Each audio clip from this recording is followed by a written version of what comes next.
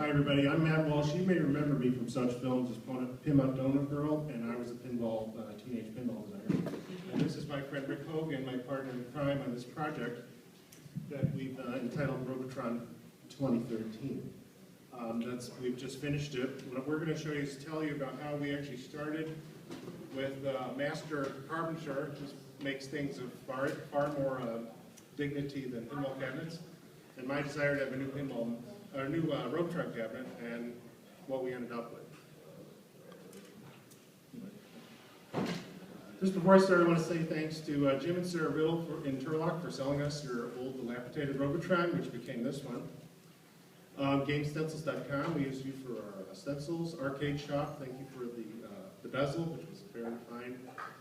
The powder coating work was Precision Powder Coating in Belmont, and Gary and Sarah McTaggart for hauling it here, and our friends at Krylon and Rust-Oleum, which saved our bacon. Okay, so again, I'm a one-time pinball designer. I worked at Williams with one pinball machine. I'm now kind of a software guy. I work at Intel, and I work on shader compilers. If you see Turbo, in fact, I hope everybody goes to see Turbo, you know, most of the pictures on the screen had something to do with me, or at least me making them faster. But I still have an enduring love for this game, and I assume, how many people have an enduring love for this game?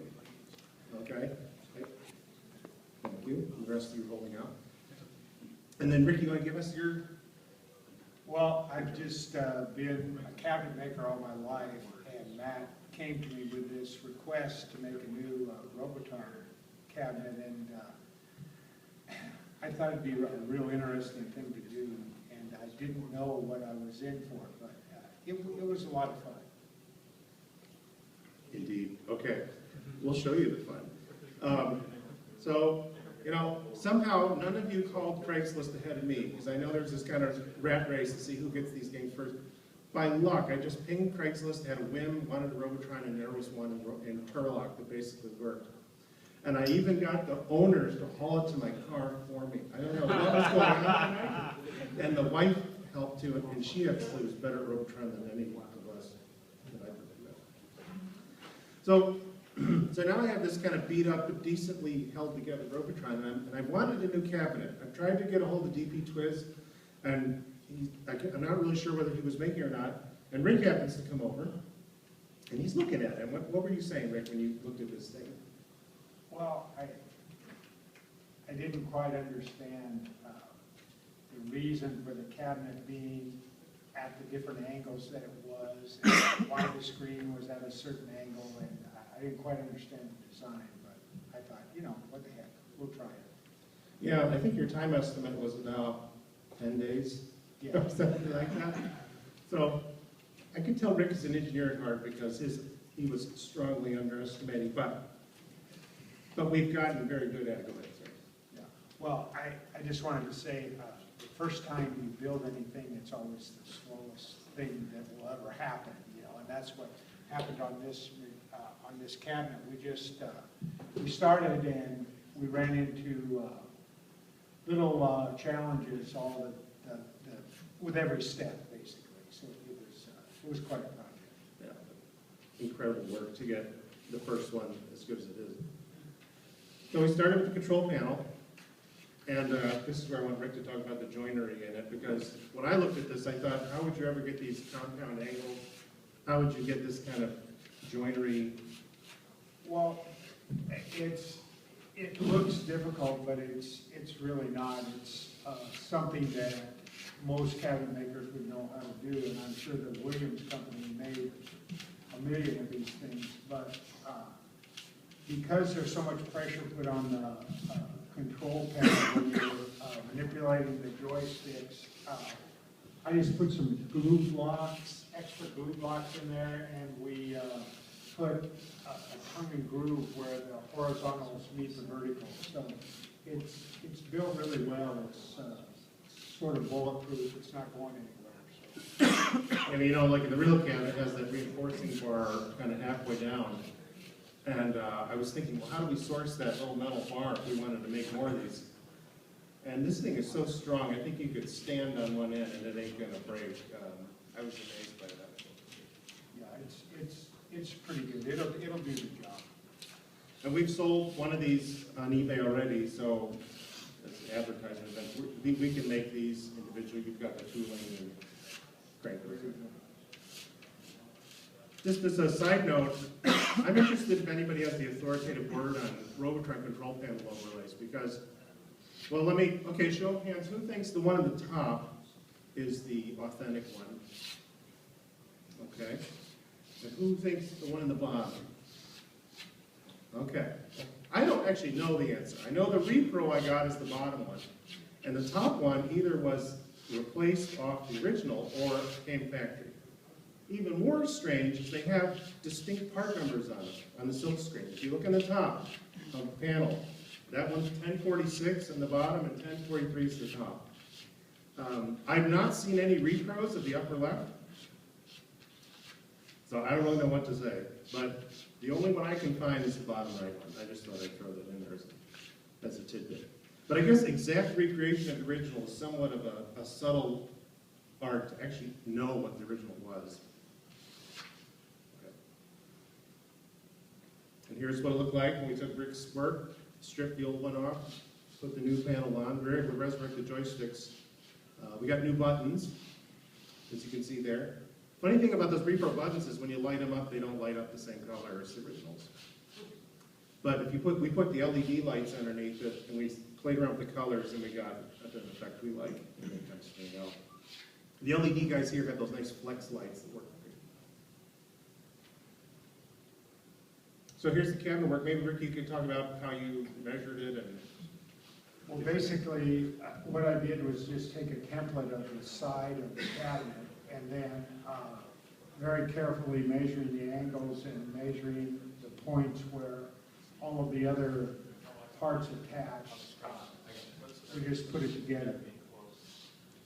Yeah, and every time I'd visit his shop, it was literally like Christmas because, you know, you'd see a new piece put together and you'd say, that looks exactly like the original one. Every hole, every bolt, every cutout.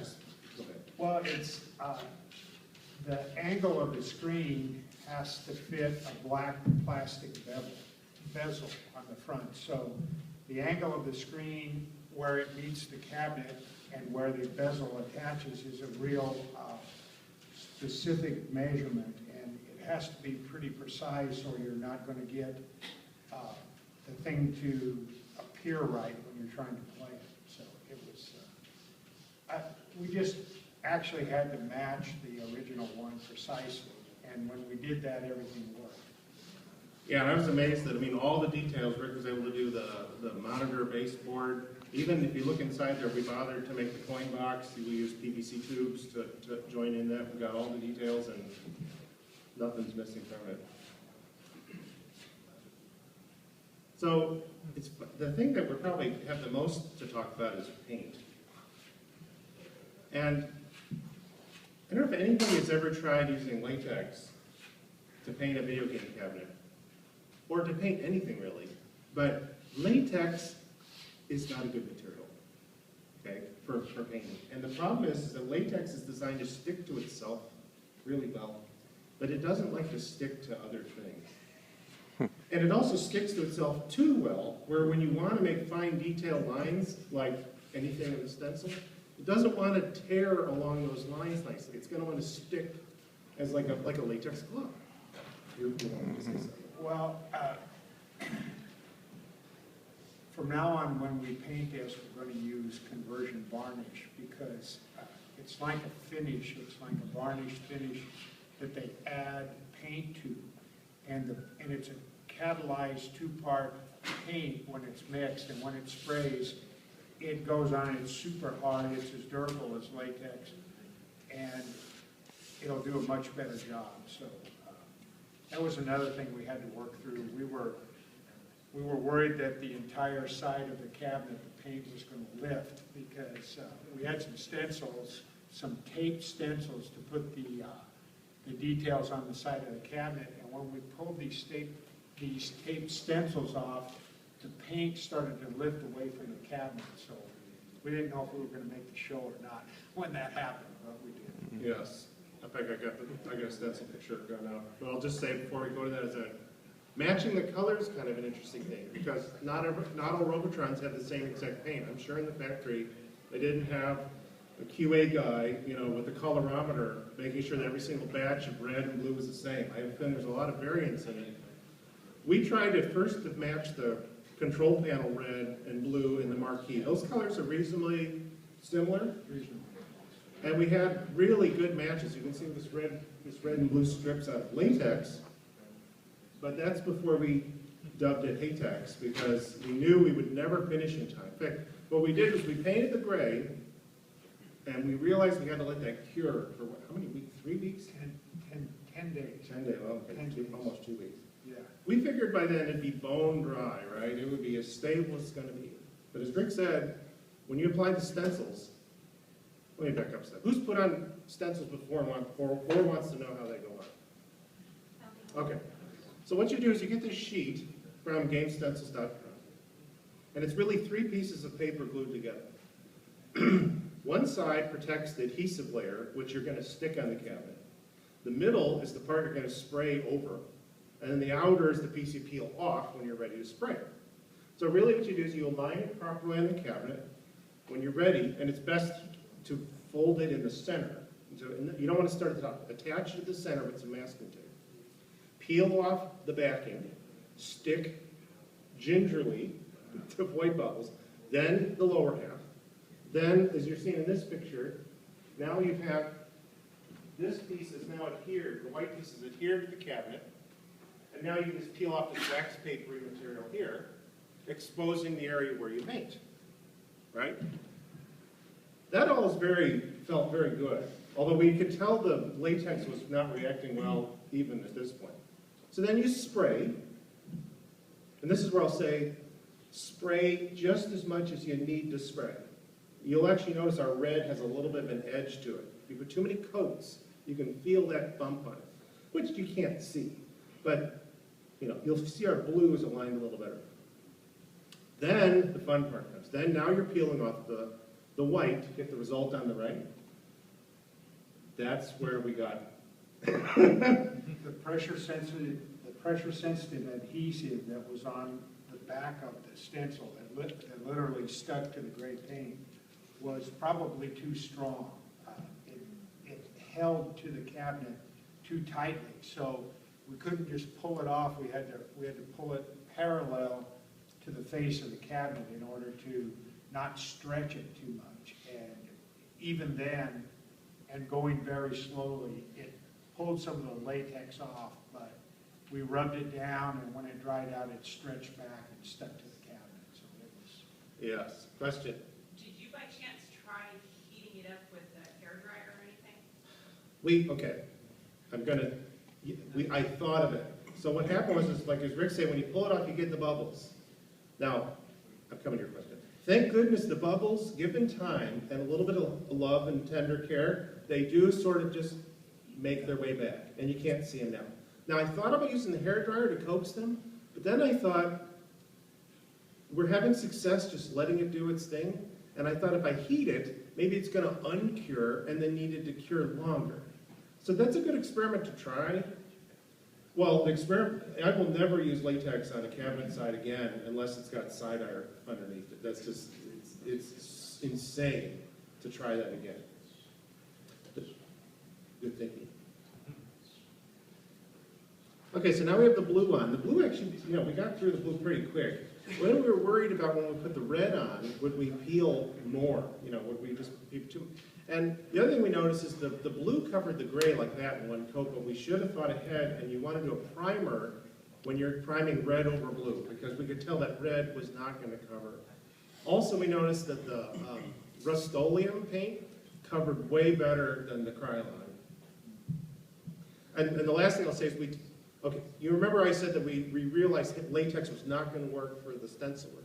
By chance, we were able to get that blue at Home Depot in Rust-Oleum. And then the red, what'll save you is Michael's. And you guys know Michael's Arts and Crafts? They have all kinds of paint, spray paint kind. Just be careful, because sometimes they sell spray paint that's water-based, and then you're not going to be any better off than the latex. Did that cut you off? No. So we got this result, and we were just really thrilled with this. I can point out the flaws if you really want to, but I was just tickled with how that came out. I just kept going out to the garage to look at it. I'll say anything else on the paint before I go to that. Well, my friend is an actual wood finisher, and sometimes I take my projects to him, and he usually sprays conversion varnish. And had I thought of it, we would have just had him spray the black and the gray part of the cabinet with the conversion varnish. And we would have saved ourselves a lot of, shall we say, panic and worry and hoping that we would make the show. Okay, so then I decided, well, I want the coin door to look pretty. And I'd heard about powder coating. I'd never had used powder coating before. Have people tried powder coating before? It's kind of nice. You show up with dingy, crummy old parts, and they come back looking like new. They don't fill in dents, well, at least the guys I work with don't, or deep gashes. So if you look at my coin box door, you'll see some gashes in there. Well, they're not going to pound those out or Bondo them. Well, they wouldn't Bondo it anyway. But I think the results came out pretty good. Now, since I've done this, people have said that coin door is too shiny. Right? And that's your own taste. I think if I did it again, I'd probably ease off on this. Yeah. But that is the nicest game tilt handle that you're going to find on the floor. And I think it came out pretty good. All right, and so then we were done. We put in the team molding, and we're ready to go. Although there are two big features I'll talk about. You want to talk about the tall nature of the cabinet? Well, it's actually 2 inches taller than the original because we built the plywood parts exactly to the original pattern, but we didn't want the bottom of the cabinet to get all beat up. And if you notice, these cabinets, they take a lot of beating from people's feet. Not that people mean to kick them, but they just, you know, that's what happens to it. So we put some real hard Ipe wood on the bottom of this just so it wouldn't get beat up and get worn out like the plywood is. And that's why it's 2 inches taller. Matt likes it better, but a couple of guys that I talked to that played it today, they didn't really like the extra height. So I think it's just what you like. Yeah, if you're 6'2", it feels like, you know, why didn't, you know, when did I meet you 10 years earlier? But if you're not. But this wood Rick is talking about, I mean, it feels like steel. This stuff is so thick. And you can't even see it. He's joined it so flush. But there's a 2-inch strip of different wood on the bottom, and then you don't have to have the metal plate that you might normally to protect it. And that'll last forever. This is a picture of our Robotron in the tournament row, and you can see it's a little taller. Also, we put casters on the back. You know, why not? That was Rick's idea. You saw this back then. Why not copy? And thank you, Gary and Sarah, for hauling them in their horse trailer. Okay. I was going to go question. You got anything else to say before we go to questions? Okay. Please. What kind of plywood did you use? I used a Chinese import 13-ply board. I really believe that to do this correctly, it should be made out of apple ply, which is a 13-ply board that's actually 3/4 of an inch thick.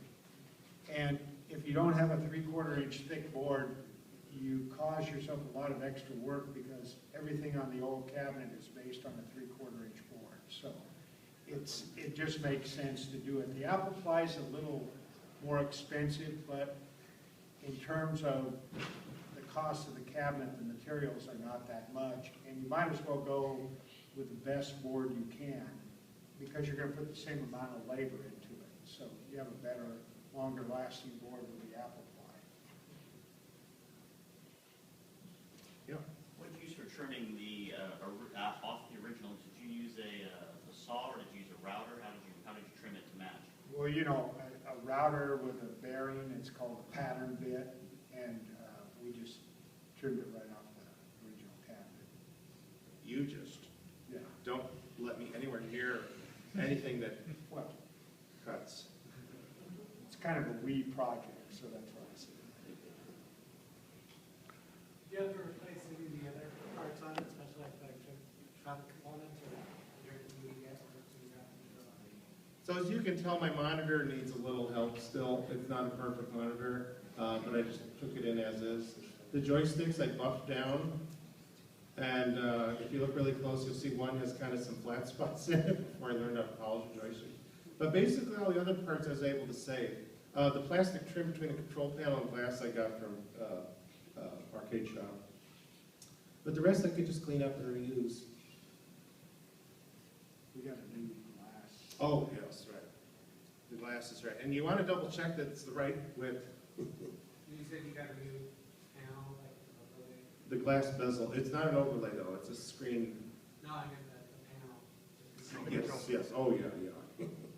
Yeah, exactly. Sure, yeah, I happen to want to do it, Ken. We just need another game copy. Anybody, any volunteers? It is Starfire Environmental or Galaxy Force, or something easy. Fire truck? These cabinets are for sale, so if you guys want to buy one, I'm most interested in just delivering the wooden cabinet, ready to go, and you can trade your electronic parts, exchange your electronic parts out of your old cabinet. But we will paint it.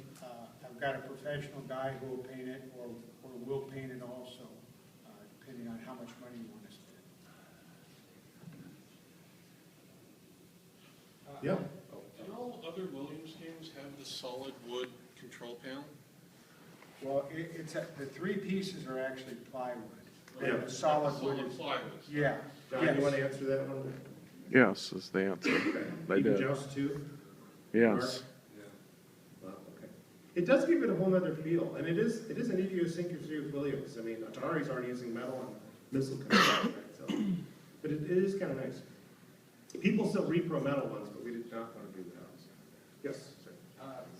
So what's the price for like a control panel or a full cabinet, or what's the breakdown?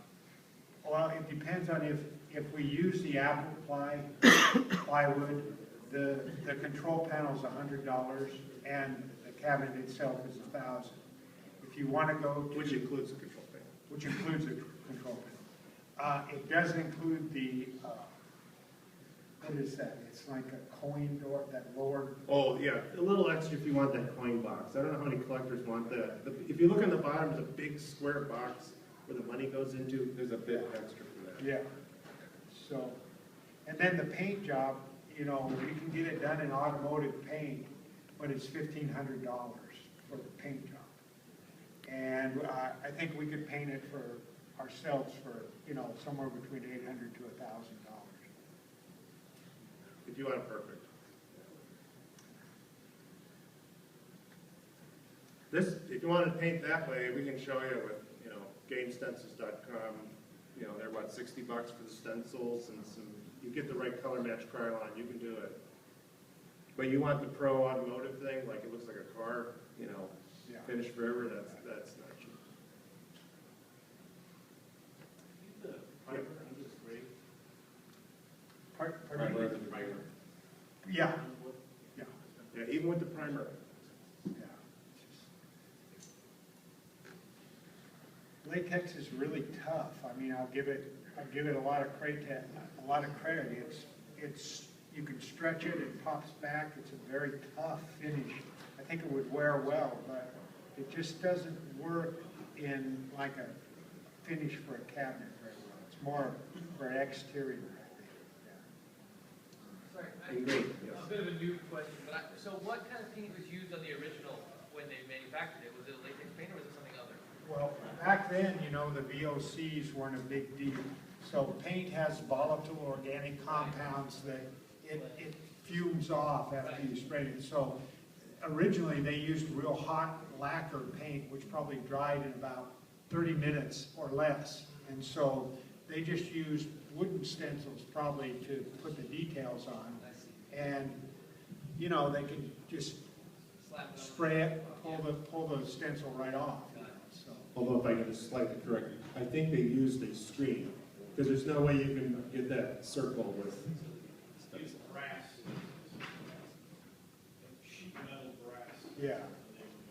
Something like Yeah, but that. you actually you can't get island effects with stencil. We're pretty sure they use the screen. Brass bridges that bridge across. Oh, that's good.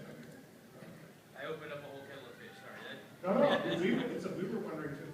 Someone over here was, oh, yes. Is there a reason you went acrylic and you tried oil? Oil is a bear to get. So the only place I could find oil is the Rust-Oleum in cans at Home Depot. So the paint stores will sell what they have left in oil. But it's a challenge to find. You're talking about in rattle cans? Or is that- Yeah. You can get rattle cans, but they also just have regular cans that you can pour into sprayer also of Rust-Oleum though. But the paint stores basically will sell what they have, and I don't think they can sell more after that, in California at least. Yeah, we found the Sherwin-Williams and we've got color. Yeah, Sherwin-Williams. Okay, good. Yeah.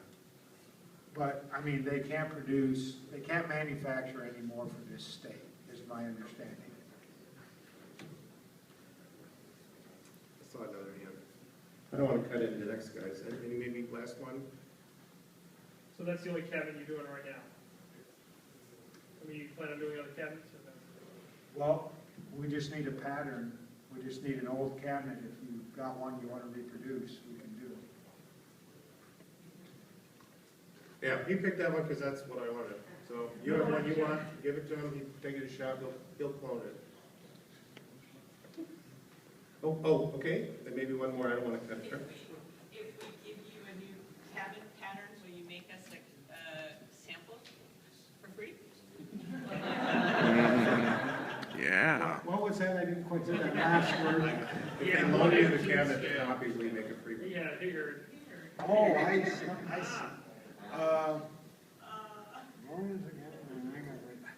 Discount. Free's awful hard to do today.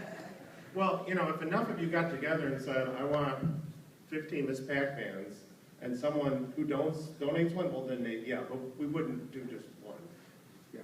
To copy one cabinet is a lot of work, but to make 10 cabinets is, much more cost effective. So if I brought you the cabinet and 10 orders? You get one free. No problem. Okay, any other questions? Oh, yes, Mark. So now that you're producing one of these, if you want to do 10 more Robotrons, how many man hours do you think it would take compared to the first time around? About a quarter of the time. Because, I've got the pattern now, I've got all the measurement, I've got all the angles, I've got where everything goes. And that took an amazing and labor-intensive amount of time to get all the measurements and the layout, basically, that you have to get. But once that's done, then, it's a lot better. Oh, yes. Just wondering what would you guesstimate the total cost of one to buy the cabinet all painted, ready to go to switch your stuff into? Depending on what paint you chose, it would be somewhere between $1,800 to $2,500. $2,500 is professionally done by an automotive shop. And $1,800 would be done with the conversion varnish paint. Which would be better than this. Yeah. The paint quality would be better than our What we product. have here. Isn't the gray on that, doesn't it have like a speckle finish in it or something? I don't remember being just solid gray. Yeah, well, that's because we run the latex. See, I can beat up latex for other reasons. Yes. Did you disassemble the old cabinet in order to build a new one, or were you able to keep the old cabinet intact? No, we've got the old cabinet intact. All I had to do was get the pattern off of one of the sides, I'm talking about the internals for putting the braces and all that. You were able to do it in time. Yeah, we didn't take it apart. I just carefully measured where the braces went. And if anybody's interested afterward, we'll open it up and you can see, I mean, we duplicated all the elements of it, And by the way, that old one's for sale. Anybody that wants a really crappy robot? Any last questions? Okay. Thank you very much. We enjoyed this project. We've got some handouts, if you want to keep our contact info, just grab us